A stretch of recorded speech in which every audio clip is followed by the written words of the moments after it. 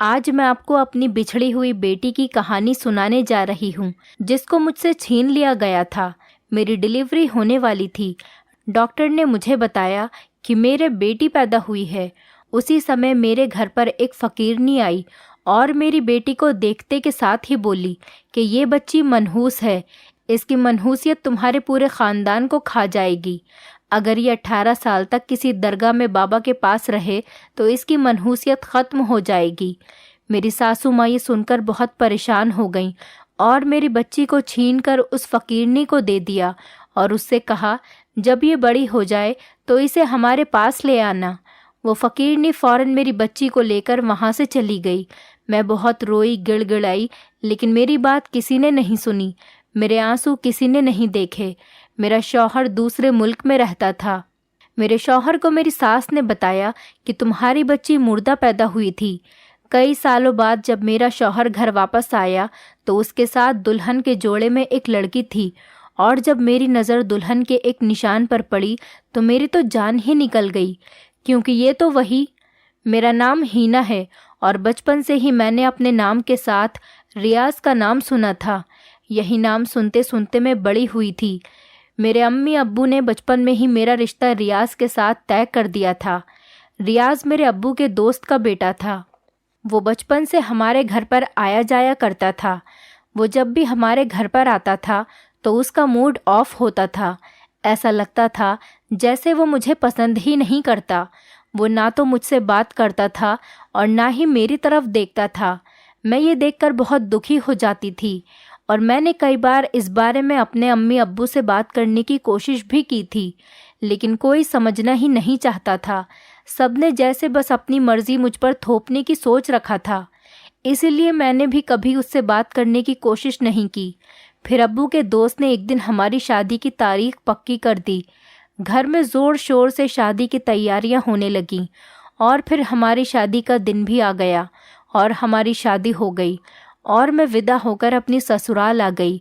मैं दुल्हन बनी अपने कमरे में बहुत देर से रियाज का इंतज़ार कर रही थी, लेकिन रियाज कमरे में नहीं आया। जब बहुत देर हो गई और मैं इंतज़ार करते करते थक गई, तब मेरी सास मेरे कमरे में आई और मुझसे कहने लगी कि रियाज आज रात यहाँ इस कमरे में नहीं आएगा, क्योंकि तुम्हारे ससुर से किसी बाबा ने कहा है कि आज की रात तुम दोनों पर बहुत भारी है, इसीलिए वो कल ही तुम्हारे कमरे में आएगा। अब तुम सो जाओ, क्योंकि बहुत रात हो चुकी है, तुम थक गई होगी, कपड़े बदल कर सो जाओ। वो ये कहकर मेरे कमरे से चली गईं। मैं उनकी बातें सुनकर हैरान हो गई। भला ये क्या बात हुई? शादी की पहली रात ही मेरे शौहर को मेरे पास आने नहीं दिया। मुझे इन लोगों की सोच पर बहुत ताज्जुब हो रहा था। मैं बेड से उठी और मैंने अलमारी से अपना नाइट सूट निकाल कर पहन लिया और फिर मैं सो गई। मेरी सास बहुत वहमी औरत थी। वो हर काम में वहम करती थी और अपना हर काम बाबा जी से पूछकर ही करती थी। वो हर बात में वहम करती थी कि कहीं ऐसा ना हो जाए और कहीं वैसा ना हो जाए, कहीं मेरा ये काम गलत ना हो जाए। अगर कोई काम करती थी तो बहुत ज़्यादा सोच समझकर करती थी कि कहीं इस काम में कोई ख़राबी ना हो जाए।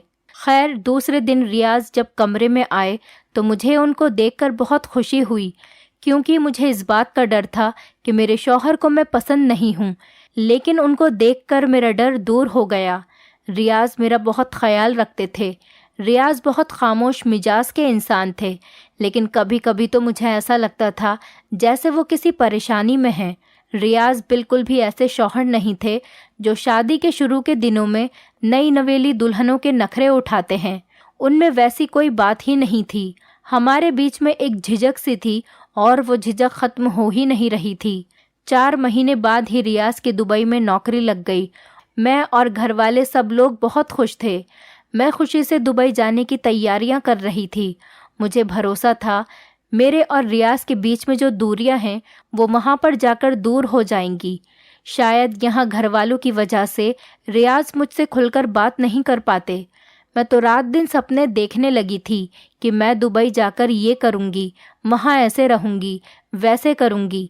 लेकिन दुबई जाने से एक दिन पहले रियाज ने घर वालों से कहा कि मैंने हिना के बारे में एक बहुत बुरा सपना देखा है कि वहाँ जाते हुए उसका एक्सीडेंट हो जाएगा।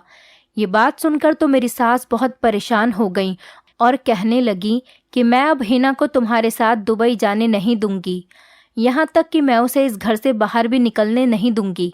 40 दिन तक हिना घर से पैर भी बाहर नहीं निकालेगी। मेरी सास अपना हुक्म सुनाकर चली गई। मैं जो रियाज के साथ दुबई जाने के सपने देख रही थी वो सब टूट गए। मैंने रियाज से कहा, आप अम्मी जी से बात करें और मुझे अपने साथ दुबई लेकर चलें। मगर रियाज ने कहा, मेरी अम्मी कोई बात नहीं मानेंगी, वो किसी की एक नहीं सुनती। एक बार जो वो कुछ कह दे उनका फैसला पत्थर की लकीर बन जाता है। मैं उनसे बात नहीं करता। तुम तो जानती हो वो कितनी वहमी औरत हैं, एक बात को पकड़कर बैठ जाती हैं। रियाज की ये बात सुनकर मैं खामोश हो गई और भला मैं कर भी क्या सकती थी। मैंने अपना सारा सामान बैग से निकालकर अलमारी में वापस रख दिया। दूसरे दिन रियाज दुबई के लिए निकल गए। यूं ही दिन बीत रहे थे। रियाज का फ़ोन आता तो था, लेकिन वो सिर्फ अपनी अम्मी से ही बात करते थे, मुझसे कभी बात नहीं करते थे। मैं बहुत ज़्यादा उदास रहने लगी कि अचानक मेरे जीवन में बाहर आ गई जब मुझे पता चला कि मैं माँ बनने वाली हूँ। मैं ये खबर सुनकर बहुत खुश हुई, लेकिन रियाज ने यह खबर सुनने के बाद भी मुझसे कोई बात नहीं की। मैं जानना चाहती थी कि रियाज को ये खबर सुनकर कैसा लगा, वो खुश भी है या नहीं। मगर पता तो तब चलता ना जब रियाज मुझसे बात करते।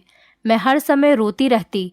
मुझे रोता हुआ देख मेरी सास मुझसे कहती, बेटा तू रोया ना कर, रियाज जल्दी घर वापस आ जाएगा और तुझे भी अपने साथ लेकर जाएगा। मैं सोचती कि काश मेरे पास भी मोबाइल होता तो मैं अपने शौहर को कॉल करती। पड़ोस में भी एक लड़की थी, उसका शौहर भी मुल्क से बाहर था, उसके पास मोबाइल था, वो अपने शौहर से घंटों घंटों बात करती थी। लेकिन हमारे यहाँ लड़कियों को मोबाइल रखने की इजाज़त नहीं थी। अगर किसी के पास मोबाइल होता था तो उसे गलत समझा जाता था और उसे सब गलत नज़रों से देखते। इस हालत में हर समय रियाज की कमी महसूस होती थी। मगर रियाज ना मुझे फ़ोन करता था और जब कभी फ़ोन करता तो सिर्फ अपनी अम्मी से बात करता था। खैर, जैसे तैसे उसके बगैर ये समय गुजर गया। कुछ दिन बाद मेरी बेटी हुई। मैं बहुत खुश थी और सब घर वाले भी बहुत खुश थे। अगले दिन जब मैं हॉस्पिटल से घर वापस आई तो घर में खुशियां मनाई जा रही थी। मेरे ससुर जी भी अपनी पोती को गोद में उठाकर प्यार कर रहे थे और सब लोगों को मिठाई बांट रहे थे। मेरे ससुर जी ने पूरे मोहल्ले में मिठाइयाँ बंटवाईं। उस दिन वो बहुत खुश थे, लेकिन अचानक दरवाजे पर एक फ़कीरनी आ गई तो मेरी सास ने उसे मिठाई का डिब्बा दिया, लेकिन उसने वो मिठाई का डिब्बा लेने से मना कर दिया और ज़ोर से चीख कर बोली कि ये बच्ची मनहूस है। उसके इस तरह ज़ोर से बोलने पर सब लोग हैरान हो गए और मैंने उससे कहा कि क्या बकवास कर रही हो, कौन हो तुम? मुझे उस औरत पर बहुत गुस्सा आया। मेरी सास ने उससे पूछा कि तुम ऐसा क्यों कह रही हो? तो उस फ़कीरनी ने कहा कि ये बच्ची मनहूस है और इसकी मनहूसियत पूरे ख़ानदान को खा जाएगी। मैं उस फ़कीरनी से कुछ कहती, लेकिन मेरी सास ने मुझे बोलने नहीं दिया। मेरी सास ने कहा, तुम ऐसा कैसे कह सकती हो? तब फ़कीरनी बोली कि मुझे सब कुछ पता चल गया है, इसलिए तो मैं यहाँ पर आई हूँ।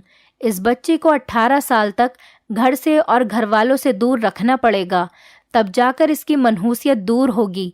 मेरी सास परेशान हो गई।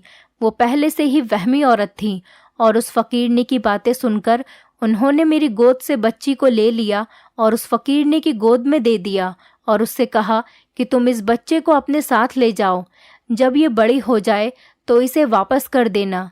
ये सब सुनकर मेरे सर पर आसमान टूट पड़ा। मैंने उस फ़कीरनी से अपनी बच्ची को लेना चाहा, लेकिन मेरी सास ने मुझे रोक लिया। मैं रोने लगी, बिलखने लगी। मैंने अपनी सास के सामने हाथ जोड़कर कहा कि अम्मी प्लीज़ मेरी बेटी को मुझे वापस कर दें, यूँ मेरी गोद ना उजाड़ें। लेकिन मेरी सास ने मेरी कोई बात नहीं मानी और फिर उस फ़कीरनी को जाने के लिए कहा। फ़कीरनी मेरी बच्ची को लेकर वहाँ से चली गई और मैं रोती रही। सास ने रियाज को फ़ोन करके बताया कि तुम्हारे यहाँ पर मरी हुई बच्ची पैदा हुई थी। मैं हर समय अपनी बच्ची को याद करके रोती रहती और उस फ़कीरनी को कोसती रहती कि ना जाने वो कहाँ से आ गई थी। मैंने अपनी बच्ची को जी भर के देखा तक नहीं था। उसके पैर की 2 जुड़ी हुई उंगलियां याद रह गई थी, जिनमें काले रंग का एक निशान था। बच्ची की मौत का सुनकर भी रियाज वापस नहीं आया और ना ही उसने मुझसे फ़ोन पर बात की। मैंने अपनी सास से पूछा कि अम्मी, रियाज कब तक वापस आएंगे? तो वो मुझसे कहती कि कुछ दिनों में वापस आ जाएगा और मैं अपने शौहर का इंतज़ार करती रहती। शायद मेरी किस्मत में अपने शौहर का इंतज़ार ही लिखा था, लेकिन रियाज को तो वापस आना ही नहीं था। उसके इंतज़ार में मैंने सालों गुजार दिए और शायद अब तो मैं रियाज को भूल चुकी थी। बस मुझे मेरी बच्ची याद थी। मैं उसको याद करके रोती रहती, यहाँ तक कि रोते रोते मेरी आंखें भी कमज़ोर हो चुकी थीं। मैं हर वक्त बस यही दुआ करती रहती कि कहीं से वो फ़कीरनी आ जाए और मेरी बच्ची को वापस ले आए। ना जाने वो कहाँ से आई थी, कहाँ रहती थी, मुझे तो कुछ पता ही नहीं था। जैसे जैसे समय गुजर रहा था, मैं सोच रही थी कि शायद 18 साल पूरे होने के बाद वो मेरी बेटी को वापस ले आए, लेकिन अब तो शायद 20 साल पूरे हो चुके थे। ना वो फ़कीरनी मेरी बेटी को लेकर आई और ना ही रियाज वापस आया। मैंने अपनी पूरी ज़िंदगी अपने सास ससुर की सेवा में गुजार दी। मेरी ज़िंदगी में अब कुछ भी बाकी नहीं रहा था कि एक दिन अचानक रियाज वापस लौट आया। उसे देखकर मुझे अपनी आंखों पर विश्वास नहीं हुआ। मैं उस समय बहुत खुश हुई। मेरे दिल पर जो अपनी बेटी की जुदाई का गम था, वो उसे बताना चाहती थी। मैं रियाज के साथ बैठना चाहती थी। मैं उसके कंधे पर सर रखकर रोना चाहती थी। पूछना चाहती थी कि उसने आखिर मेरे साथ ऐसा क्यों किया। कुछ कहती, इससे पहले मुझे एक चौंकाने वाली खबर मिल गई कि वो अकेला नहीं आया है। उसके साथ एक बहुत ही खूबसूरत लड़की थी जो दुल्हन बनकर किसी अप्सरा से कम नहीं लग रही थी। मैं अपने आप को देखने लगी, कहाँ मैं सीधी सादी सांवली सी लड़की और कहाँ वो इतनी खूबसूरत गोरी लड़की जिससे मेरे शौहर ने शायद दूसरी शादी कर ली थी। ये देखकर मेरा दिल टूट गया। मेरी आंखों में आंसू आ गए। मैं उसकी दुल्हन को गौर से देखने लगी। मेरी नज़र उसके पैरों पर पड़ी और मेरी आंखों के सामने अंधेरा छा गया। ये तो वही निशान है जो मेरी बेटी के पैरों पर था, 2 जुड़ी हुई उंगलियों पर काला निशान। बस यही एक निशानी तो थी जो मुझे बहुत अच्छे से याद रह गई थी। मैंने उसे पहचान लिया था कि यही मेरी बच्ची है। ये सोचकर ही मेरा दिमाग फटने लगा और मेरी सांसें रुकने लगी थी कि मैं ये क्या देख रही हूँ। मैं ये सब बर्दाश्त नहीं कर सकती थी। मैं चक्कर खाकर गिर गई। रियाज मुझे हॉस्पिटल ले गया। कुछ देर बाद मैं होश में आ गई। होश में आते ही मैंने पूछा कि मैं कहाँ पर हूँ। मैंने अपने पास रियाज को खड़ा देखा। रियाज को खड़ा देखते ही मुझे सब कुछ याद आ गया। मुझे रियाज के ऊपर बहुत गुस्सा आ रहा था और मैं चीखकर उससे बोली, बस यही देखना बाकी रह गया था। तो रियाज कहने लगा कि वो दुल्हन हमारी बेटी है। रियाज ने मुझसे कहा कि चुप हो जाओ और घर चलो, मैं घर जाकर तुम्हें सारी बात बताता हूँ। मैंने उससे कहा कि अब क्या रखा है सुनने और सुनाने को। ये सब देखने से पहले मैं मर क्यों नहीं गई। हम घर पहुंच गए और रियाज ने मुझसे कहा कि आज मैं तुम्हें अपनी पूरी कहानी सुनाता हूँ। माँ ने बचपन से अपने वहम की वजह से मेरा जीना हराम कर रखा था। कभी कहती आज पीले रंग का कुर्ता पहन लो, तुम्हारे लिए अच्छा रहेगा, तो कभी कहती कि आज दाल मत खाना, तुम्हारे लिए ठीक नहीं है, तो कभी कहती कि आज स्कूल मत जाना, तो कभी कहती कि अपने उस दोस्त को छोड़ दो, वो तुम्हारे लिए अच्छा नहीं है, तो कभी कहती कि घर पर ही रहो, बाहर जाने से तुम्हें नुकसान हो जाएगा। उनकी इस वहमीपन की आदत से मैं बहुत परेशान हो चुका था। बचपन में ही उन्होंने मेरी तुम्हारे साथ मंगनी तय कर दी थी। मैं तुमसे तो क्या, अपनी पसंद की किसी लड़की से शादी नहीं करना चाहता था। अपनी पढ़ाई पूरी की और दुबई में नौकरी के लिए अप्लाई किया। मैं यहाँ इस शहर में नहीं रहना चाहता था। मैं यहाँ से कहीं दूर जाना चाहता था। मैंने दुबई में बहुत जगह अप्लाई कर रखा था। मुझे दुबई में नौकरी भी मिल गई। नौकरी की बात जब मैंने अपने घर में बताई तो माँ ने शादी की जिद करनी शुरू कर दी थी। मैंने उनसे बहुत मना किया कि अभी तो मेरी नौकरी लगी है, पहले मैं कुछ दिनों नौकरी कर लूँ, फिर उसके बाद मैं शादी करूँगा। लेकिन उन्होंने मेरी कोई बात नहीं सुनी और मेरी शादी तुमसे करवा दी। लेकिन मैं तुम्हें अपने साथ लेकर जाना नहीं चाहता था, इसीलिए मैंने माँ के सामने झूठा सपना बताया। मैं जानता था मेरा सपना सुनकर माँ तुम्हें मेरे साथ जाने नहीं देंगी, क्योंकि वो बहुत वहमी हैं, और यही हुआ। उन्होंने तुम्हें यहीं पर रोक लिया और मैं अकेला दुबई चला गया। लेकिन मैं दुबई अकेला नहीं गया था। कुछ साल पहले मैं यूनिवर्सिटी में पढ़ता था। वहाँ मेरी मुलाकात समीना से हुई और मैं उससे मोहब्बत करने लगा। पढ़ाई पूरी होने के बाद हम दोनों ने शादी कर ली। मैं जानता था मेरे घर वाले मेरी शादी तुमसे करवाना चाहते हैं, इसीलिए मैंने घर पर किसी को कुछ नहीं बताया, लेकिन मैं अपनी मर्जी से शादी करना चाहता था। लेकिन जब मैंने घर वालों को अपनी नौकरी के बारे में बताया, माँ ने ज़बरदस्ती मेरी शादी तुमसे करवा दी। मैं समीना के साथ दुबई चला गया। कुछ दिन बाद मुझे पता चला कि तुम माँ बनने वाली हो। तुम्हारे बच्चे का बाप बनने की कोई खुशी नहीं थी। फिर कुछ दिन बाद मुझे पता चला कि समीना भी माँ बनने वाली है। तब मैं बहुत खुश हुआ, लेकिन एक दिन समीना सीढ़ियों से फिसलकर गिर गई और उसका मिसकैरेज हो गया और डॉक्टर ने बताया कि अब समीना कभी भी माँ नहीं बन सकती। ये सुनकर समीना सदमे में चली गई। वो रोती रहती और मैं उसको बहलाने की कोशिश करता रहता था। मुझसे उसकी ऐसी हालत देखी नहीं जा रही थी, इसीलिए मैंने उससे वादा किया कि मैं अपनी पहली बीवी का बच्चा तुम्हें दे दूंगा। जब तुम्हें 9वां महीना लगा तो हम दोनों इसी शहर में वापस आ गए और मैं तुम्हारी पल पल की खबर रखता था। जैसे ही तुम्हारे बच्चा हुआ और तुम हॉस्पिटल से घर वापस आई, मैंने एक औरत को पैसे दिए और माँ के पास भेज दिया। वो फकीरनी के भेस में आई थी और उसने वही सब कुछ कहा जो मैंने उससे कहने के लिए कहा था। माँ ने उसकी बात सुनते ही फौरन बच्चे को तुम्हारी गोद से लेकर उसे दे दिया। हम घर से थोड़ी दूर पर ही उसका इंतज़ार कर रहे थे। जैसे ही वो बच्चे को लेकर बाहर आई, मैंने उसकी गोद से बच्ची को लेकर समीना की गोद में दे दिया। हम बच्ची को लेकर दुबई वापस आ गए। मैंने और समीना ने उसे बहुत प्यार से पाला, उसका बहुत ख्याल रखा। उसे यूनिवर्सिटी में एक लड़के से मोहब्बत हो गई और हमें भी वो लड़का बहुत पसंद था। हमने उसकी शादी तय कर दी। हम उसकी शादी करने के लिए इंडिया वापस आए। शादी के दिन नज़दीक आए तो समीना को अपने किए पर बहुत अफसोस होने लगा।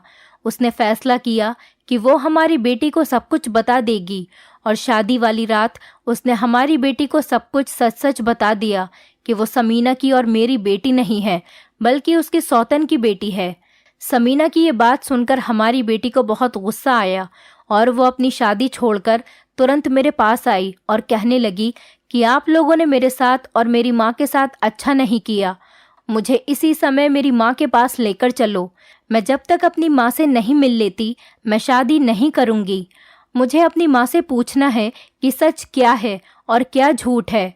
उसकी ये बात सुनकर मैं उसे तुमसे मिलाने के लिए तुम्हारे पास लेकर आ गया, लेकिन तुम उसे दुल्हन के जोड़े में देखकर गलत समझ बैठी और बेहोश हो गई। रियाज की ये बात सुनकर मेरे दिल को तसल्ली हुई। फिर मैं अपनी बेटी के पास आई और उसके गले लग गई। खुशी की वजह से मेरी आंखों से आंसू नहीं रुक रहे थे। मैंने अपनी बेटी को 20 साल के बाद देखा था। मैंने अपनी बेटी को बहुत प्यार किया और उससे बहुत सारी बातें की और अपनी पूरी कहानी उसे सुनाई। और रियाज ने एक कैसी चालाकी दिखाकर तुम्हें मुझसे छीन लिया, मैंने ये भी उसे सब कुछ बता दिया। ये सुनकर मेरी बेटी रियाज पर बहुत गुस्सा हुई और मुझसे बोली, माँ, अब आप एक ऐसे इंसान के साथ नहीं रहेंगी जिसने कभी आपको कोई खुशी नहीं दी, शौहर होने का कोई फ़र्ज़ नहीं निभाया, कभी आपको पलटकर नहीं देखा। मैंने अपनी बेटी से कहा कि बेटी, ये तुम क्या कह रही हो? मैं ऐसा कैसे कर सकती हूँ? मैं अपने शौहर को कैसे छोड़ सकती हूँ? लेकिन मेरी बेटी ने मेरी कोई बात नहीं सुनी। फिर मैंने अपने शौहर को डिवोर्स दे दी। मेरी बेटी ने मेरा ज़रूरत का सामान पैक किया और मुझे अपने साथ लेकर अपने शहर चली गई। उसका शहर में अपना एक घर था। हम दोनों वहाँ रहने लगे। फिर वो मेरे लिए रिश्ता ढूंढने में लग गई। वो चाहती थी कि वो एक अच्छे इंसान से मेरी शादी करवाकर मुझे खुश रहता हुआ देखे। उसने अपने मंगेतर को भी सब कुछ बता दिया था और उसको ये भी बता दिया था कि वो अपनी माँ की दूसरी शादी करवाना चाहती है। ये सुनकर उसके मंगेतर ने कहा कि तुम अपनी माँ की शादी मेरे दोस्त के अब्बू के साथ क्यों नहीं कर देती? उनकी पत्नी की डेथ हो गई है। उसके बाद उन्होंने दूसरी शादी नहीं की और वो बहुत शरीफ इंसान हैं और तुम्हारी माँ को बहुत खुश भी रखेंगे। अगर तुम कहो तो मैं उनसे बात करके देखता हूँ। मारिया ने कहा कि ठीक है, तो तुम उनसे बात करके देखो। वो भी मेरी माँ के उम्र के ही थे और उम्र के इस हिस्से में वो अकेले पड़ चुके थे। उन्हें भी किसी साथी की ज़रूरत थी। कुछ दिनों के बाद मेरी माँ की और उनकी शादी हो गई। वो बहुत अच्छे इंसान थे। वो मेरी माँ का बहुत ख्याल रखते थे और मेरी माँ उनके साथ बहुत खुश थी। 1 महीने के बाद मारिया की भी शादी हो गई। मारिया अपने शौहर के साथ बहुत खुश थी और समीना और रियाज भी मारिया की शादी में उसे दुआएं देने के लिए आए थे। मैं अपनी ज़िंदगी में बहुत खुश थी और मैं अपनी पिछली ज़िंदगी को भूल चुकी थी। मेरी पिछली ज़िंदगी में ऐसा कुछ याद करने के लायक भी तो नहीं था। मेरी बेटी ने ठीक कहा था कि ज़िंदगी की खुशियों पर मेरा भी हक है। शायद सब्र का फल ऐसे ही मिला करता है। दोस्तों, उम्मीद करती हूँ आपको हमारी कहानी पसंद आई होगी। कहानी पसंद आई है तो वीडियो को लाइक करें, चैनल पर नए हैं तो चैनल को सब्सक्राइब करें और हाँ, नोटिफिकेशन बेल को ज़रूर दबाएं ताकि अगली अपडेट सबसे पहले आपको मिले।